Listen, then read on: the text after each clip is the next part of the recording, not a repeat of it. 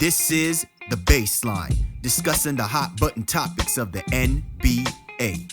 Welcome, everybody. You are tuned to The Baseline. Cal Lee, Warren Shaw, discussing the hot button topics of the NBA. What a week of NBA basketball that has taken place, man. So many good things happening and a lot of drama for your mama happening around in the association. And we can't wait to break some of that stuff down, man. Great things happening. And you know, for me, in order to do that, I got to do it with my right-hand man, 50 grand NBA aficionado, Don Mac, contributor, writer for one of the illest websites going on today, www.shawsports.net, the Big Kahuna PNC, Mr. Warren Shaw, repping out of Fort Lauderdale, Florida. Holla back at me, Mr. Shaw. Did you bring me back some gumbo? Absolutely did not. You know, I had a great time in New Orleans, though, man. You got to come check it out. Finally got a chance to go see AD play live versus San Antonio Spurs. And, you know, I had a great time with that. So next time you just got to roll with me, man, so we can go and hit the French Quarter, get some of the beignets, get that gumbo, that jambalaya, all that shit popping off, man. But definitely salute to all the fans, listeners of the Baseline. Happy to be back here, back in my hometown and state of Florida, and, you know, get this show going. Lots to talk about. Another great guest coming on the show. So why don't you introduce it to him, bro? Oh, yeah, definitely. First of all, we'd like to thank each and every single person for tuning into the Baseline. You know how to get a hold of either one of us. You know how to get at my man Shaw at Shaw Sports NBA, or get at me at GameFace Lee. Be sure to get at the show's Twitter handle at NBA_the Baseline, hashtag up the Baseline. Let us know who you are and what you're about. Available on all the major platforms, available on iTunes, Stitcher, Microsoft TuneIn, Player FM. So, you know, download any one of those platforms and allow us to be your go-to resource discussing all things in the NBA. This week, great show. In a few moments, we're going to have our man, Max Croes from the DreamShake Blog, SB Nation Down. He writes some great stuff, covers the Houston Rockets. We are going to talk about the state of affairs for the Houston Rockets. If people have been watching, whether it be Twitter or any of the major social medias or just on your television, it's been crazy happening. Failure to launch the Houston Rockets, off to a very slow start. And with that, some changes made, turnovers happening, and finger pointing happening. We'll try to get some insight on that with our man, Max Croes. In our segment of The Drop, we're going to talk about the Golden State Warriors. Are they the team capable of achieving what a team in Chicago did almost a decade ago? Well, a couple decades ago. We'll also talk about the Charlotte Hornets.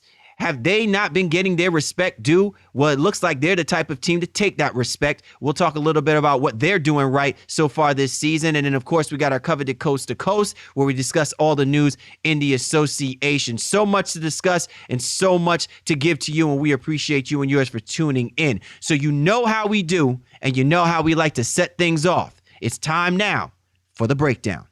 Time to break it I break you down to the bone gristle.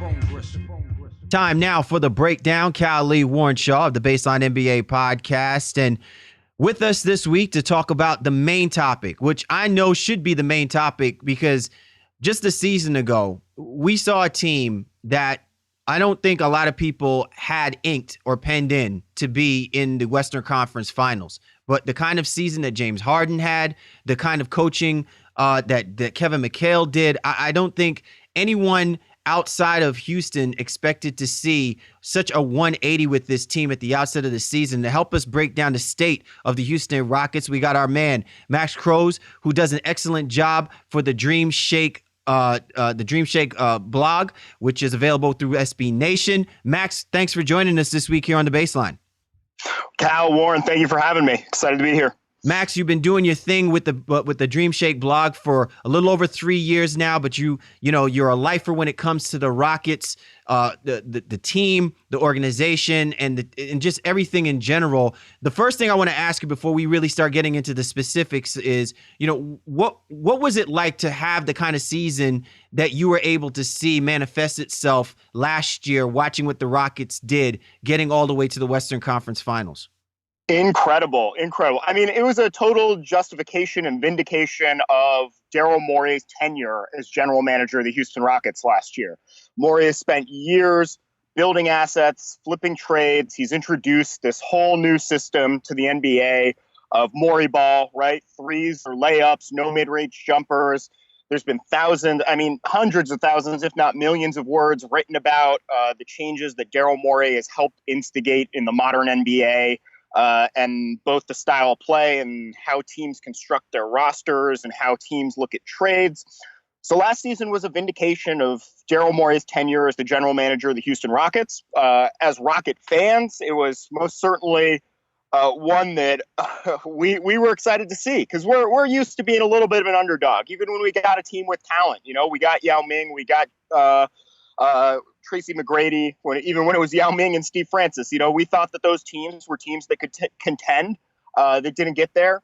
And to this day, even though the Rockets were back-to-back champions in the 90s, most people would probably talk about other franchises of that decade before even mentioning them as two-time champions, be it the Utah Jazz or even the Barkley Phoenix Suns or the Shaq and Penny Magic. They're more likely to come up in a conversation than those 90s title team Rockets. So for us, that was a great ride. It was one that was exciting to be along on.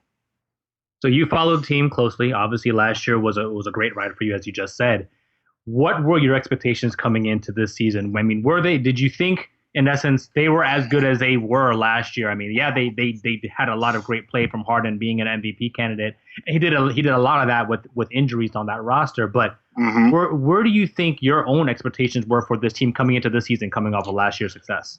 Well, we should definitely be clear that these are shared expectations. I think the franchise, the players, the fans, and even some analysts had the expectations as NBA title. Was that the Rockets made it to the Western Conference Finals last year.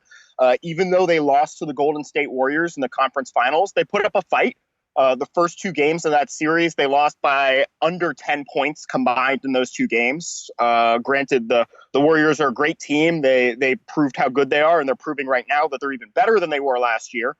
But last season in the playoffs, we proved an ability to contend. We proved an ability to come from behind and beat the Clippers after being down 3-1. So the expectation was most certainly title. And the situation we're seeing now is definitely flipping the script, is one that I think as fans, as an organization, as the players see, is one that they're now playing from behind. They got to play catch up, and they got to get this back to a narrative that is not necessarily going to be a title, but is going to be a constructive regular season followed by a playoff run. The Rockets now have to accept a mentality that they are not going to be title or bust. They are going to be make the playoffs and see what we can make happen. The Dallas Mavericks proved multiple times that by making the playoffs, you can try and make anything happen. That resulted in a run to the finals one time, and it resulted in an NBA championship a second time. So at this point now, the Rockets need to try and look towards contending, making the playoffs, and then seeing whether or not the transcendent play from James Harden that you were mentioning earlier can be resurrected and be something that the team can use to carry itself with.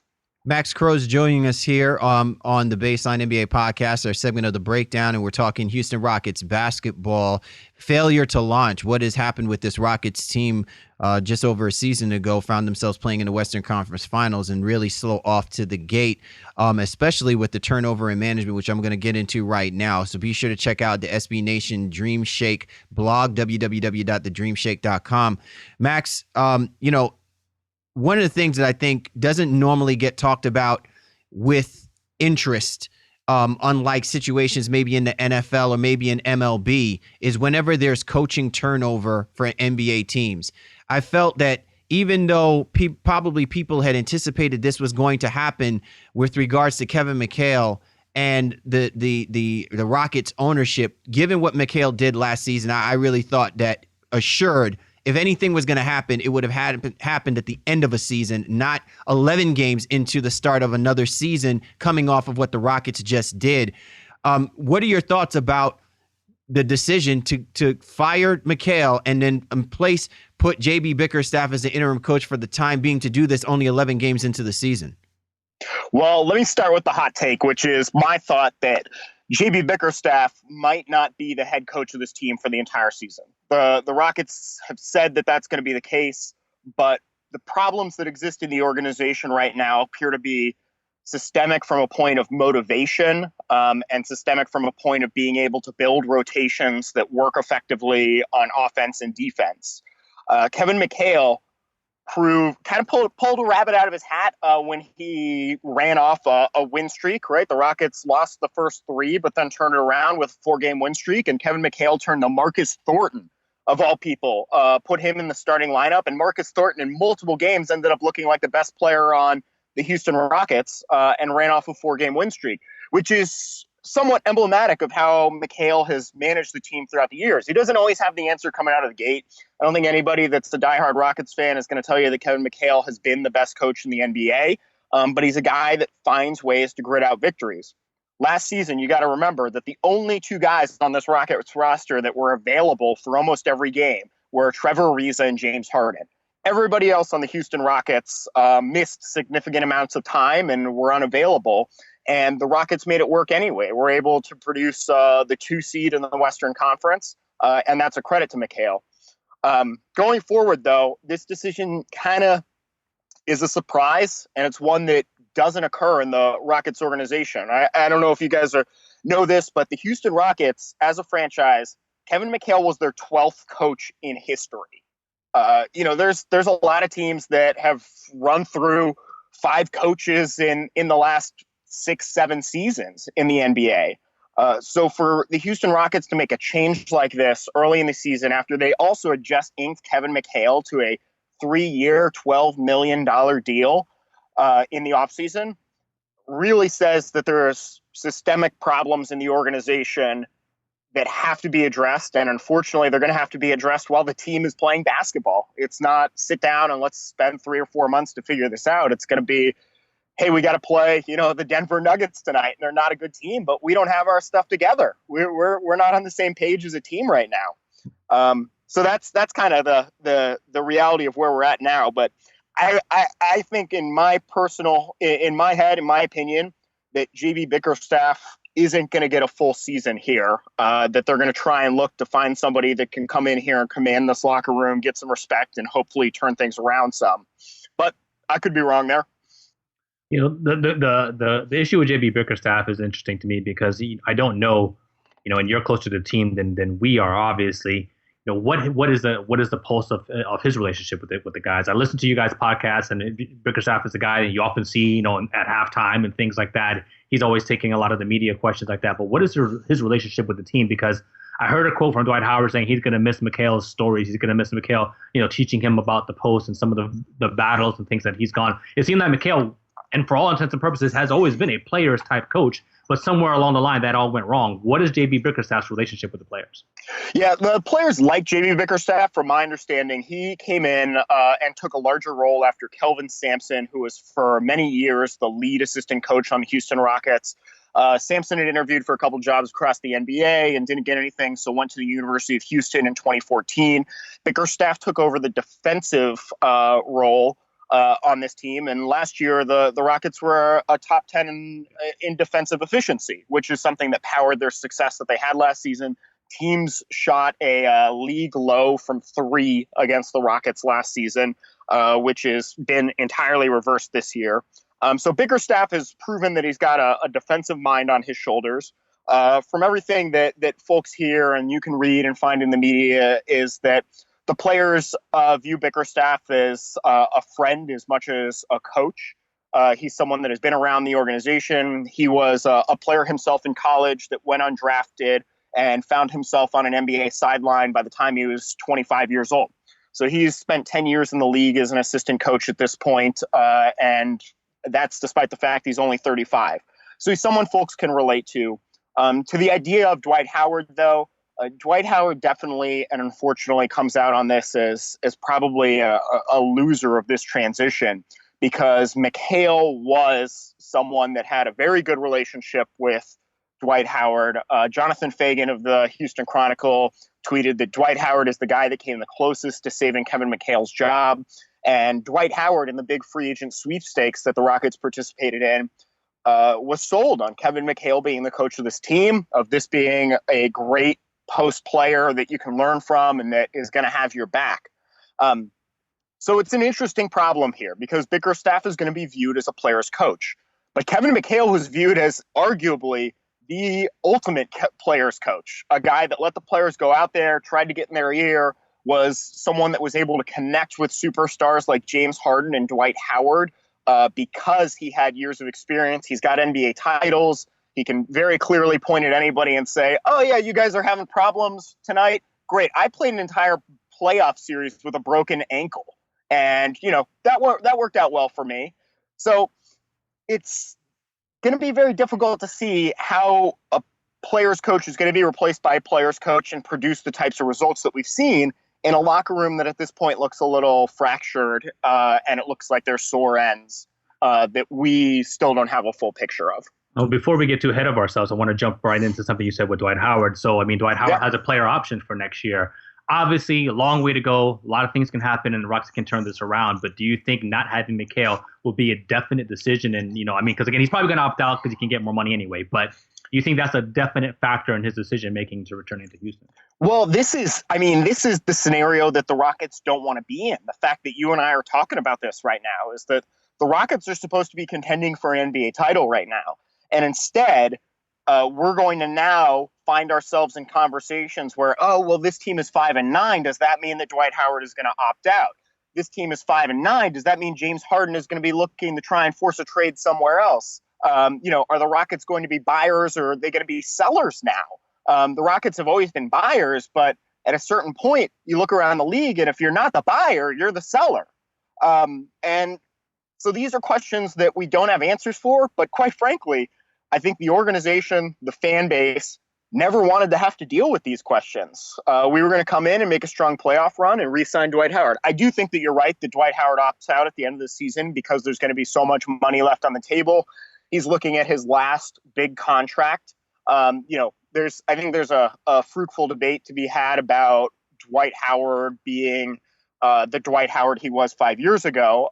He's obviously regressed some, but when he's been on the court, he's still been very effective. And in this team in particular, he's proven that his absence makes them just a different team defensively that is bullied by a second tier of NBA centers and power forwards when he's not on the court. Not to mention, all the guards that are allowed to just walk into the paint when Dwight Howard isn't on the floor. And Clint Capella, has shown that he's able to chase down and get blocks and everything, but he's not Dwight Howard, and he's not the Dwight Howard presence yet. Max Croes joining us here from the DreamShake Blog, SB Nation. Be sure to catch them on Twitter at DreamShake SBN. It's interesting, and I don't want to belabor the thought because I know that there's a few more other things that we want to get at you, Max, with regards to this Rockets team. But I just find it interesting that when you look at the dynamic of this Rockets organization, I felt like whatever it was that they were planning to do had some long-term effect to this. And I think back to last year when a team like the Cleveland Cavaliers had a very similar bad start to the season where everybody was calling for David Blatt's head, and yet Griffin, LeBron James, and everybody galvanized and stuck and basically gave that quote-unquote vote of confidence to keep everything in place. And this team wound up playing in an NBA Finals and could have pushed the Golden State Warriors ultimately to a Game 7, maybe even to take the Finals had they had their team fully intact. And then I look at a team like the Houston Rockets where, yes, they're off to a bad start to the season, and in just in an instant, they pulled a trigger to fire their head coach. So when I think about this team, does this look bad more on Daryl Morey more than anything else for doing this, given the fact that Mikal has pretty much had the pulse of most of the players in that locker room? It's a good question. I don't think that this reflects on Daryl Morey badly. I think that Daryl Morey, if anything, is known as someone that is going to make what he views to be the pragmatic and rational decisions. He's often criticized for being callous and treating players, as trade chips instead of as people that you commit to. I got to remember that at one point, Chandler Parsons was the most tenured player on the Houston Rockets with 2.5 seasons of experience. So Daryl Morey is known as a guy that's going to turn things over and shake things up. I think that we are all in a little bit of surprise and shock that it was done as quickly as it was. But I don't see Morey coming out of this as the guy that's made a bad decision, because at the same time, he's also made a good decision in that Ty Lawson's contract next season is non-guaranteed, which, we that could be another 20-minute conversation we can have about Ty Lawson on the Houston Rockets. But at the same time that Morey has taken risks, he's also insulated himself from them in these situations. I do think that as an organization, this was something that is uncharacteristic for the Rockets to do. Time is the only thing that we're going to be able to tell whether or not JB Bickerstaff was the solution. And there's going to be now a series of questions of whether or not this guy is going to keep this job for the rest of the year. There are people that are right behind him. I mean, you guys can't forget, Jeff Van Gundy is a Houstonian. Jeff Van Gundy lives in Houston, Texas. So there's guys that we know are out there that conversations are going to probably occur with during this season. And so now we're going to have to deal with this situation of conversations of whether or not Bickerstaff is going to be the guy. And unfortunately, this wasn't the situation that they wanted right out of the gate. JB Bickerstaff being the head coach is going to be a process. It's not a quick fix. I think the only quick fix that I can think of ever happening, and you guys weigh in if you can think of another one in NBA history, was like in 2004, the New Jersey Nets fired Byron Scott after a 9-game losing streak, and they hired Lawrence Frank, the assistant coach. And then that team went on a 14-game win streak and turned things around. And ultimately, I believe they came 1 game away from making it back to the Eastern Conference Finals after they had been to the NBA Finals in 2 previous seasons. That's the last time I can think of a team with this much talent. And I would definitely say the Rockets have more talent than the 2004 New Jersey Nets did. But, a team with this much talent trying to make a switch like that dramatically in the middle of a season. And at this point, it hasn't paid the same dividends that one did. But our hope is, of course, it will. So you touched on the Ty Lawson thing, which I kind of want to get into. And it kind of even leads back into Bickerstaff a little bit because first couple games, well, even the first game after he's on the job, he changes the starting lineup, puts Ty Lawson on the bench, brings in Jason Terry. Like, this is how we played last year, and this is what got us so many wins. Let's go back to that. Houston won in overtime against the Portland Trailblazers, and then since then has dropped 2 straight after that. So what do you think about the Ty Lawson situation and even what Bickerstaff has done for the rotation? Who really needs to step up and really help galvanize this team, as my man Cal would say, really and push this thing in the right direction? Well, I think that the Ty Lawson move to the bench was the right thing to do. And that was something that McHale had said even before he got fired, that he was going to make that switch going into the next game. And Ty Lawson is going to have to find his role in the second unit here. When we've seen Ty Lawson and James Harden on the court together, they are not working together. They're working independent of one another. And when James Harden is doing his thing and being, playing the style of hero ball that we've sometimes grown accustomed to him doing, we really find that Ty Lawson doesn't have a role on the court. I mean, Ty Lawson isn't a spot-up three-point shooter.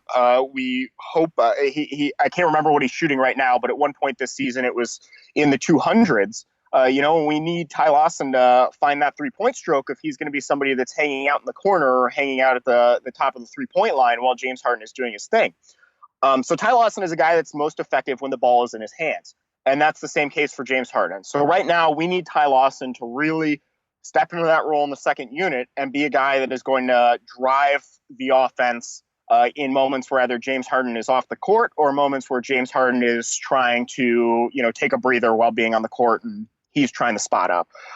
As far as a leadership role goes, that's a big question that this team has. I think that right now that has to fall on JB Bickerstaff's shoulders. Dwight Howard and James Harden are both good players, transcendent at times, but neither of them has shown to be the LeBron James style of leader that, you always want your team's best player to be. James Harden hasn't shown that over the last 3 years when he's been on the Rockets. Dwight Howard has had several situations. I mean, going back to those Magic teams, I remember I would probably say that Jameer Nelson was more of a leader on those Orlando Magic teams that were successful than Dwight Howard was. And so we've got to find a common voice that's going to drive this team forward. I think the hope is that that's going to be JB Bickerstaff. You mentioned Jason Terry. There's a reason why Jason Terry is on this team, and it's not, unfortunately, to play 31 minutes a game in November and December. Jason Terry is supposed to be a leader on this team that helps keep this locker room together and provide a veteran veteran level of experience and guidance. So we also need Jason Terry to be a loud voice behind closed doors. And I think that that's one of the reasons why he's on the roster. Max Croes joining us here as we're giving some awesome insight, looking into why the Houston Rockets are just off to a bad start to the season, and why there's so much turmoil surrounding a team that was just once removed from possibly playing in an NBA Finals situation the season ago. And Max, a couple questions before we unfortunately have to let you go, but a couple of questions here. The first thing that I'm thinking about here with this Houston Rockets team, and we've kind of touched on many different things as far as personnel goes, as far as management, the organization itself. But let's just look at it really from the X's and O's standpoint. A team that was once a top 5 team defensively last season now is in the bottom third in almost every conceivable category you can think of defensively.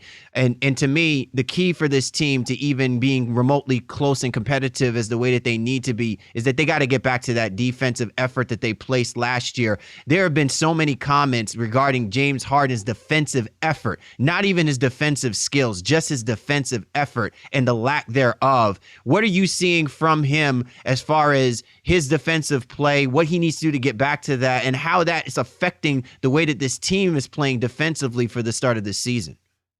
Yeah, well, James Harden has unfortunately fallen back to a point where we saw him 2 seasons ago, where he's just not locked in on the defensive end. It's not his priority. And it's not just him. I mean, Patrick Beverley, Trevor Ariza, Corey Brewer are all also wing defenders who right now, I mean, almost anybody can run a backdoor cut on any one of those guys. And their thought process is Dwight Howard or Clint Capella's down there. We don't need to worry about that. But that's not a way to run a defense. As silly as it sounds, like, our defense was built off of being tenacious and putting forward effort, always having a hand up, rotating. If anything, the Houston Rockets defense last season was built on being reckless. Run after the ball, make sure that you're always contesting everything, and it was hungry. Corey Brewer chased down absolutely everything. Corey Brewer is not necessarily a good defender in the NBA. He racks up steals, but I don't think anybody would say that Corey Brewer is noteworthy for his defense. But last year, he was good. He was a good defender. He was in everybody's face. He chased down everything. The team just put forward a level of effort last season that is unparalleled this season. And it's strange to say that, guys that are making millions of dollars to play basketball, which is presumably a game that they love, aren't putting forward effort. But that's kind of like that's, if anything, the consensus opinion of presumably you guys and me and NBA writers and people that watch everything, that, a lack of effort is what cost Kevin McHale his job, and is something that is drawing a team that has shown an ability to be cohesive and put a lot of different pieces of talent together into a winning basketball team, has just disappeared. It's gone. So as you mentioned that here, we have a couple, last question before I let you get out of here. A guy like Montejunas hasn't played this year, and Patrick Beverley's been battling some injuries and things like that. You still have KJ McDaniels oscillating between the D-League and here. These are all nice pieces on this roster. Montejunas was huge for them last year. But do you see any of those guys making impact? And I guess more importantly, if it doesn't work out by, let's say, the All-Star break, do you see Morey saying, you know what, I'm going to go ahead and make some moves and get rid of some of these pieces? Yeah, and that's the big question right now, is whether or not the Rockets view themselves as buyers or sellers if this trend continues. I think that the hope of the franchise and everybody else is that we're able to turn this around and get back to, a respectable record and start contending for a playoff spot in the Western Conference, and that's not something that has to be addressed. But as touched on earlier, there's a lot of doomsday scenarios here that people are going to have to start running through. If the team isn't winning, Daryl Morey is who he is, and he's going to find value wherever he can and try and make the moves that are most beneficial. On KJ McDaniels is definitely an NBA player. The number one question is whether or not it's in the Rocket system. He's not much of a 3-point shooter, and he hasn't really shown himself to be someone that fits into the Houston Rockets system of basketball. He just signed a 3-year, $9 million contract, which arguably when the cap goes up is just going to be an absolute bargain, considering that he did have a good half season of run with the Philadelphia 76ers. So KJ McDaniels probably isn't going to be an impact player on this Houston Rockets roster, but he's one that that the Rockets, he's not going to be in a Rockets uniform for the length of that contract, is what I would tell you. Donatas Motiejunas, a.k.a., the old, he might even be considered old and busted now that Kristaps Porzingis is a franchise player. But Donatas Motiejunas is going to be an impact player for the Houston Rockets, if nothing but just being a defensive anchor. The number one thing that was underrated about the play that Motiejunas put forward last year was that he was playing at the center position when we were missing Dwight Howard. Clint Capella was not in the picture. I mean, we had a rotating cast of backup centers coming in and out of the Rockets that, were guys that just arguably should be in the D-League or probably should be the 11th or 12th man on a roster. But we started games with Tarek Black at center last year, and Donatas Motiejunas was the defensive anchor that was 7 feet tall in the middle of the floor, that knows how to play the game with verticality. He's not going to be a crazy shot blocker, but someone that changes shots. And we don't have that right now. Clint Capella is a shot blocker, but Clint Capella also is still pretty green. He chases a lot of things that he shouldn't. He finds himself out of position a lot of time in the low block. And so when those cutters are coming in and trying to find their way to the rack, Motiejunas proved himself to be someone that's ready to stand in the middle and stand in the way. And it's also to be said that Motiejunas had the offense running through him in the post when James Harden was taking a break last season. He's got post moves. I would say he's got, probably top 25 in the league as far as his post moves go, and has proven himself to be a player. So Donatas Motiejunas should come back and be an impact player. But the other point that you addressed, and a big question here, is that Motiejunas and Terrence Jones were both up for extensions on their rookie deals. The Rockets didn't sign either of them to an extension. So they're both going to be restricted free agents in the upcoming off season. And both of those guys in the modern NBA, where some of the contracts like that Chris Middleton attracted, the guys across the league were getting handed this last year. Both of those guys are going to get $11 million offers easy, and it's going to be questionable whether or not the Houston Rockets are going to lock up money in those guys while they're still looking for the third major piece of the puzzle. Max, real quick, do you think it gets worse before it gets better for this Rockets team to turn things around? Unfortunately, I do think that it gets worse, and it's regardless of the on-court play. I think that the team is going to be able to find itself to stabilize, and get back to 500 basketball, and then turn the 500 basketball into winning basketball. But I think it's going to get worse in that the league's eyes are now on the team, and there's going to be a grand deal of speculation that's going to be nagging at the team with everything that it does. You guys have asked a lot of the questions that I think are questions that just generally the Rockets organization doesn't have to deal with. We've been the darlings of the sabermetrics transition to basketball for the last decade. And now we're a franchise that is going to be faced with the questions of, is this head coach going to keep his job? Are they interviewing people to be head coach next season? Is Dwight Howard going to opt out? Is this team going to end up being sellers at the trade deadline? And so the conversation surrounding the team is going to get worse. And unfortunately, that's something that's going to play a role in the mindset and the mentality of the franchise, the organization, and the players. And so that's going to be the major downside here, is that getting out the gate the way they did and firing Kevin McHale just drew more attention than the franchise has received, in at least in a negative light, in the last 10 years. And so they're going to have to deal with all those questions and all those problems as they try and turn it around. I do think the team has the talent to get this back to 500 basketball. And once they do, they then have the talent and the know-how and the experience to figure out how to turn that into winning basketball. But the unfortunate reality is, in the Western Conference, it's eat or be eaten. You don't have time to spend 2 months of the season just messing around in the Western Conference right now. I tell you, man, on Twitter, it's an interesting quote that you can find under my man Max Croes' Twitter handle. It says, "In a world of Kirks, I think we all just want to be Rory." Well, in the world of the Houston Rockets, I think we all just want to be like our man Max Croes. You can catch him at Croes Fire. Max, man, we really appreciate you hopping on with us this week on our segment of The Breakdown to help talk about the Houston Rockets and the state of affairs there. Yeah, appreciate it. Thanks for having me. Welcome to come back anytime, or I'd love to. You're tuned to The Baseline. Cal Lee, Warren Shaw discussing the hot button topics of the NBA. And this was The Breakdown. Time now for The Drop. Cal Lee, Warren Shaw, the Baseline NBA Podcast. And two interesting topics that we have this week on The Drop, Shaw. And the first one, really, I don't think it's too much of a surprise to anybody, because I think any NBA fan who is watching what's unfolding at the start of this season is actually hoping to see this Golden State Warriors team, achieve what might be considered the unachievable.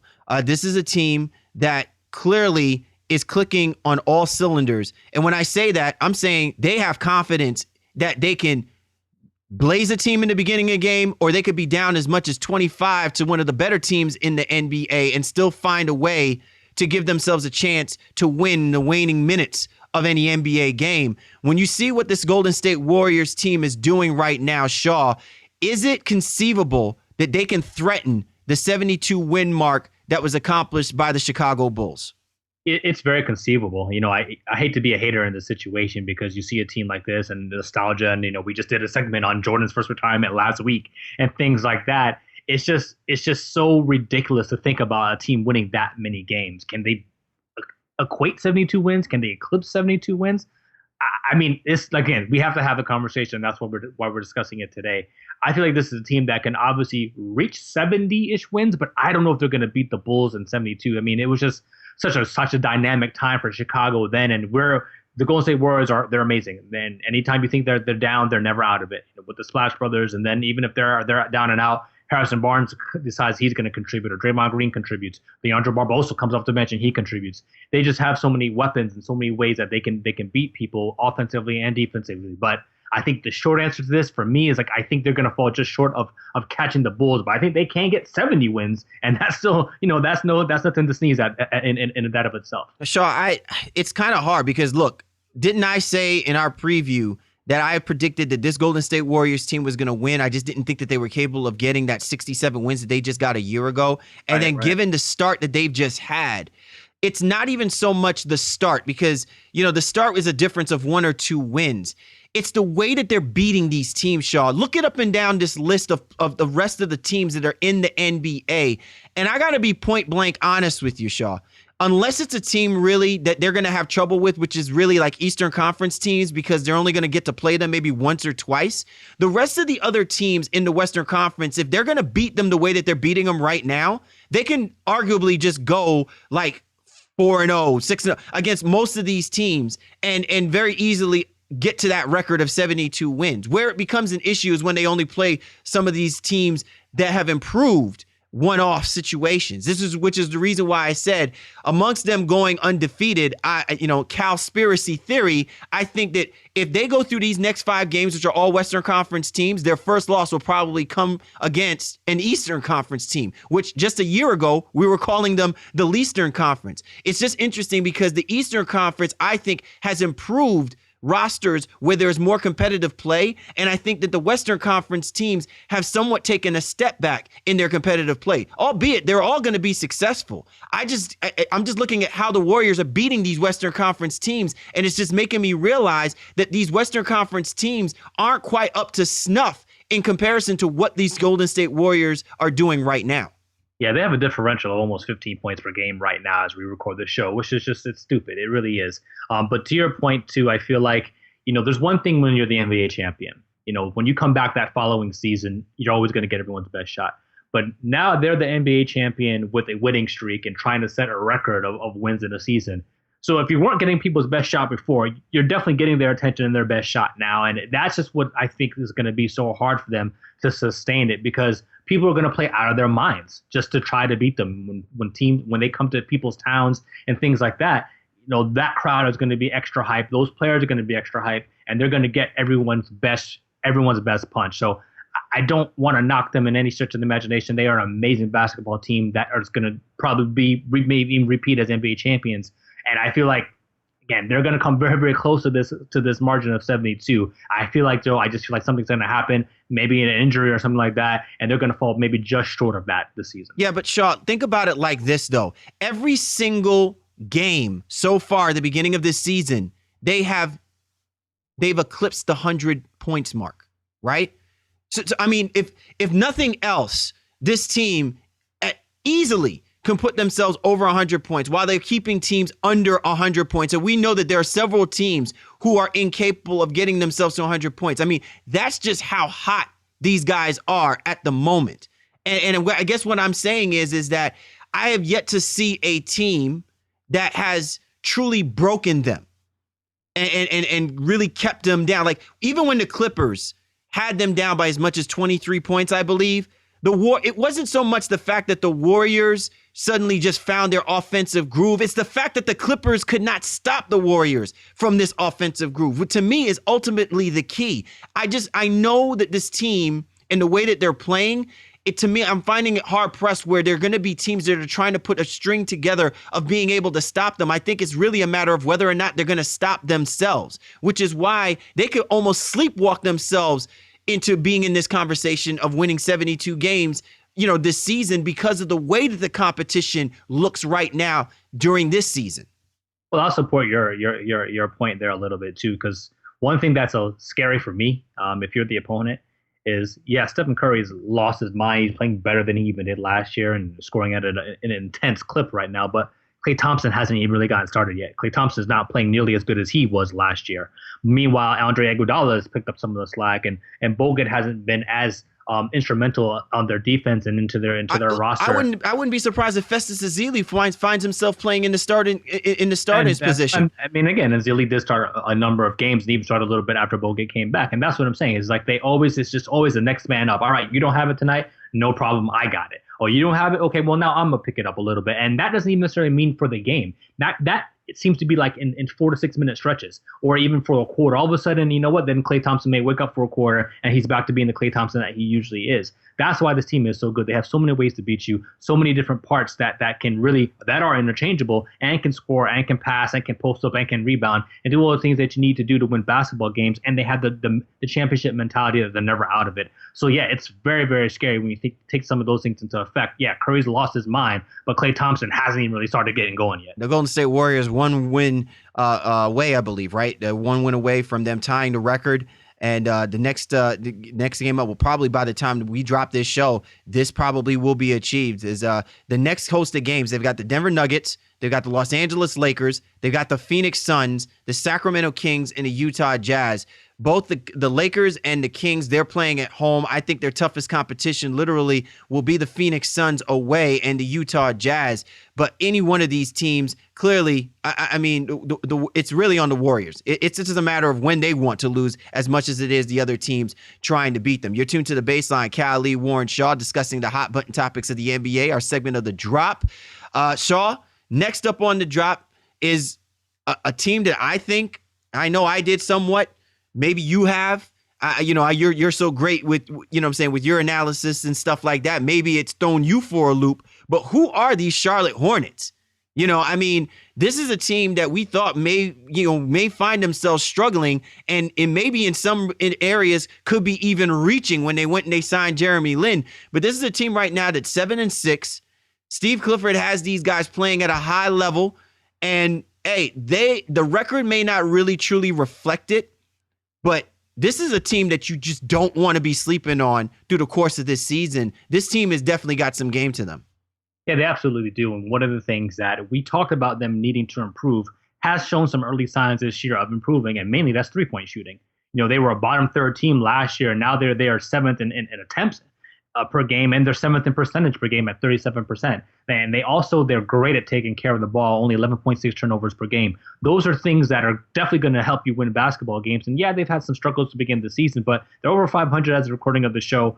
Nicholas Batum has been everything we thought he'd be, especially in our fantasy preview. He's definitely upped his game and kind of having that resurgent season that we thought he would, assisting the basketball, but more importantly, he's been great from the three-point range as well. Jeremy Lin and Jeremy Lamb have had moments this year where they've been very, very good for them. And I say all that, and Al Jefferson has been average at best, and he even had a blowout with Clifford in one of the games they were winning a game versus Dallas Mavericks. So this is a team that's definitely on the rise.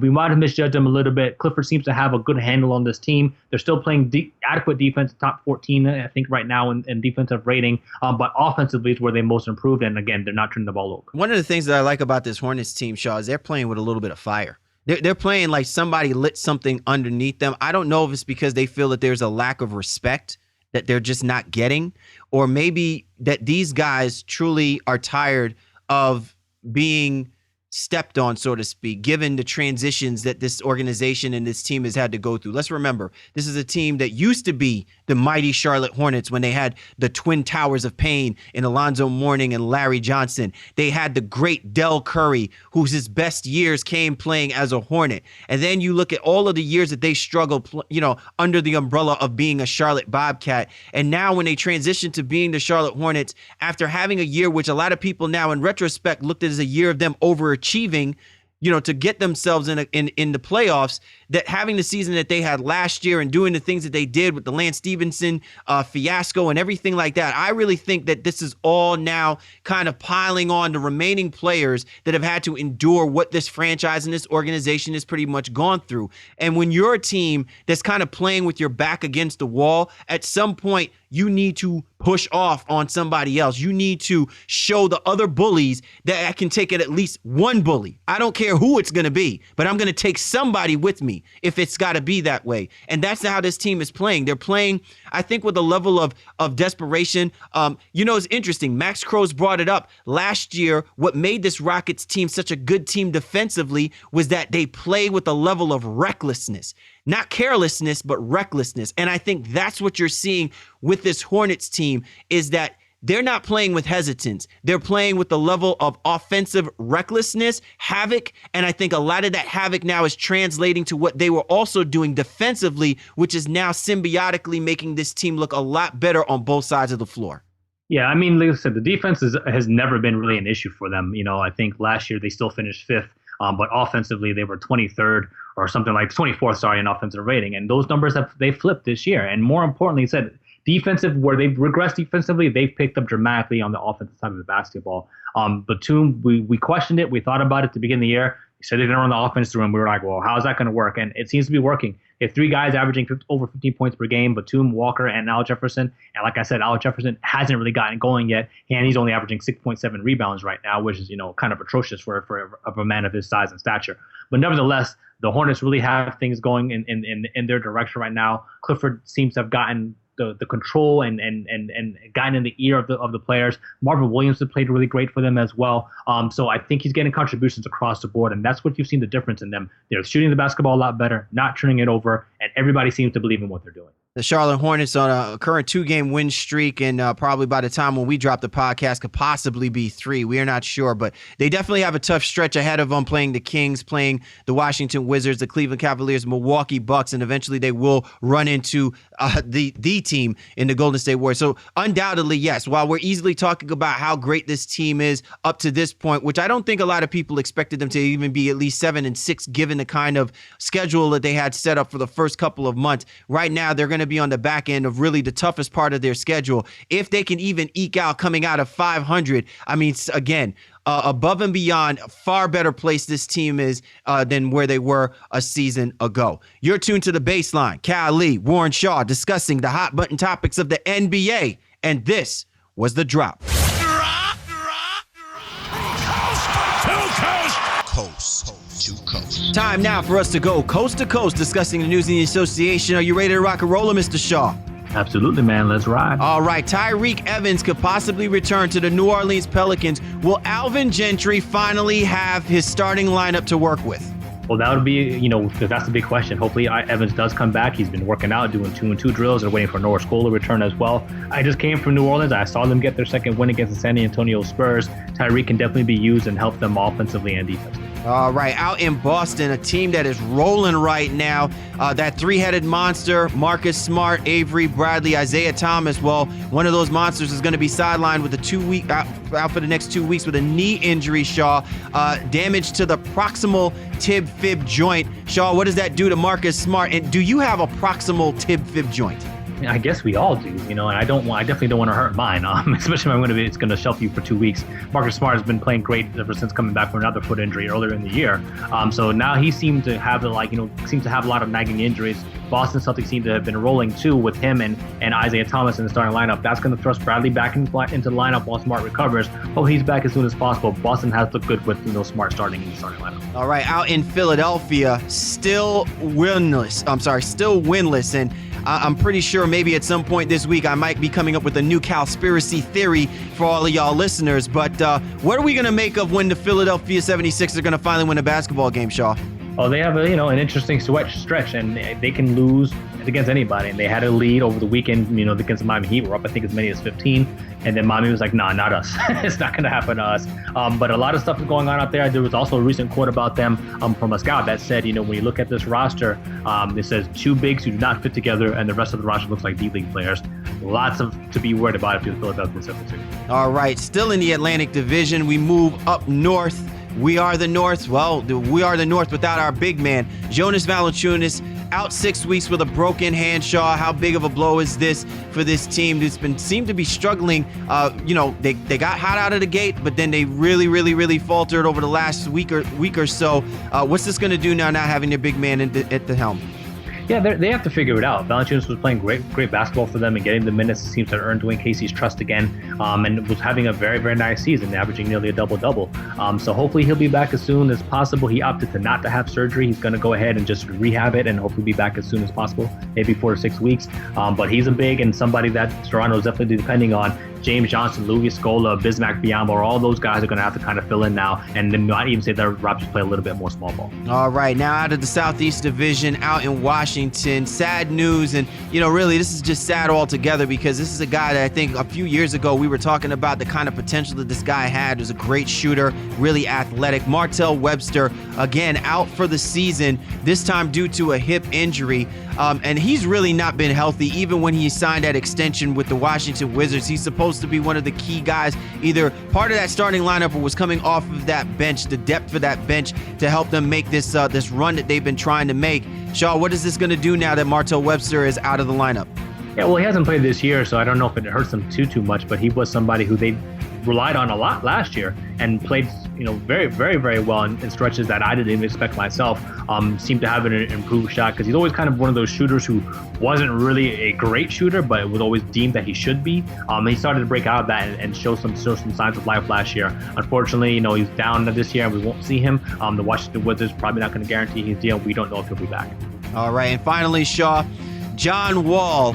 You know what I'm saying? Everybody loves the blur. It's like, well, he's not the Brazilian blur, but he's the blur. He's a blur enough. The one is still the quickest guards in the game and really a superstar in his own right in the NBA. He is now a sneaker free agent, fresh off of the deal that he had from Adidas that was transferred over from Reebok.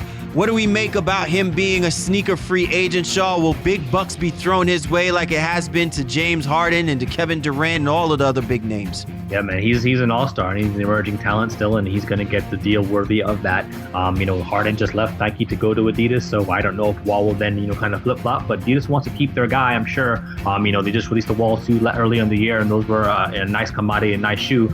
So hopefully Wall, will find a deal, and whether that's with Adidas, Under Armour, Nike, wherever it is, either way, he's going to be a rich man, releasing some dope kicks. Oh, man, definitely. And listen, I'm waiting for that first, commercial that, they have the big commercial with Kyrie Irving and Uncle Drew. I'm waiting for the commercial with John Wall and Elephant Man.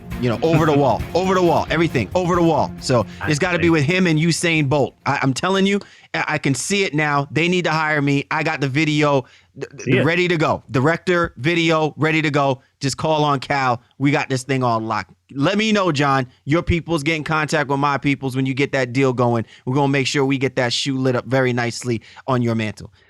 Good stuff all around, Shaw. What a great show. And look, man, our man Max Croes from the DreamShake Blog, SB Nation, my man, he brought it and really gave some great insight to this week on us discussing the state of affairs happening out there in Houston. And listen, man, I think it's really important that we keep our eye on this as this progresses, because not only is this a main cog team that we weren't expecting to have this much issue, this is a team that was part of that top half of the Western Conference picture in the playoffs last year. And so now we've been sitting here kind of fighting and struggling with which teams are probably going to come out and which teams are going to probably come in. And I'm not saying that this Rockets team is not talented enough that they can't make the playoffs. I'm just saying, though, that their talent level has not shown to what they did last year, which could definitely cause that big cluster that we had seen, towards the end of last year, when it was a matter of 2 to 7 as far as the lineup goes for the playoffs.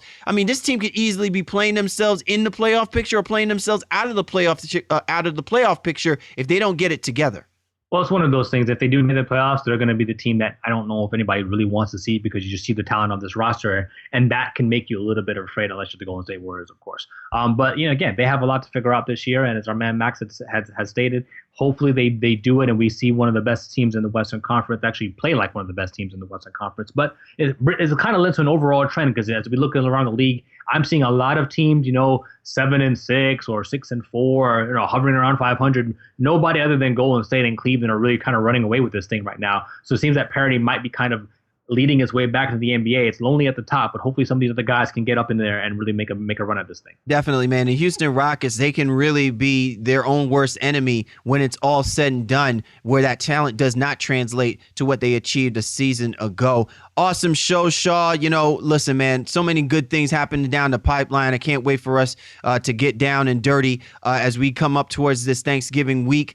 Everybody is going to be doing their thing, setting the trimmings, getting the turkey right. But, we're going to be plugged in, getting everybody geared up for some really great basketball that's going to take place through the course of this week. And just a lot of good things happening as we start venturing towards the holidays. And that's when we start transitioning to that time of the year where basketball kind of starts picking up. Clearly the NFL is gearing themselves up for their playoff run, but everyone is still going to be tuned in, locked into a lot of great basketball ahead. And if you're looking at the parity, like you mentioned, Shaw, this is just a great time to watch these teams as they start to unfold. Some of the teams that we weren't giving a lot of props to, they're starting to make a name for themselves very quickly. Yeah, I love it. And this is what it's all about. And, as they say, that's why they play the games, because you just never know what's going to happen. And this season has definitely been a little bit of surprise for me.